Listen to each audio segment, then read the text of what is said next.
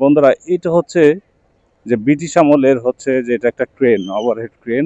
এই ক্রেন দিয়ে এই পাশ থেকে হচ্ছে গাছ বা নৌকা এই পাশ থেকে এই পাশে আনা হইতো। তো তখন হচ্ছে যে এই ক্রেনটা ব্যবহার করা হতো। এটা সম্ভবত 50 টন, তৎকালীন সময়ের 50 টন হিউজ ক্যাপাসিটির একটা ওভারহেড ক্রেন। এটা হচ্ছে ব্রিটিশ আমলের।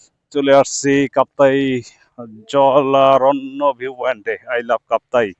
ওই যে ওইটা হচ্ছে কাপ্তাই জলবিদ্যুৎ কেন্দ্র টারবাইন স্টেশন। এখান থেকেই হচ্ছে যে আপনার বিদ্যুৎ প্রডিউস হয়।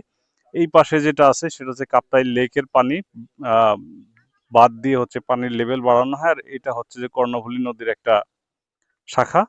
তো যখন হচ্ছে যে এই পানির লেয়ারটা কম বেশি হয়, তখন পানিটা যখন ছেড়ে দেয়, পানির স্রোতে ওই টারবাইনগুলো, এই ফ্যানগুলো ঘুরে, টারবাইনের ফ্যানগুলো ঘুরে। ঘুরলে যে ওই টারবাইনের শেফট থাকে, শেফটের সাথে মোটর আছে, সেই মোটরের মাধ্যমে হচ্ছে বিদ্যুৎ জেনারেট করে।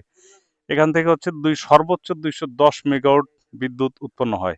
সর্বোচ্চ বলতে যখন পানির প্রেসার সর্বোচ্চ মাত্রায় থাকে, তখন হচ্ছে যে 5টা এখানে আছে, টারবাইন আছে। 5টা যখন ওপেন করা হয় তখন হচ্ছে 210 মেগাওয়াট বিদ্যুৎ উৎপন্ন হয়।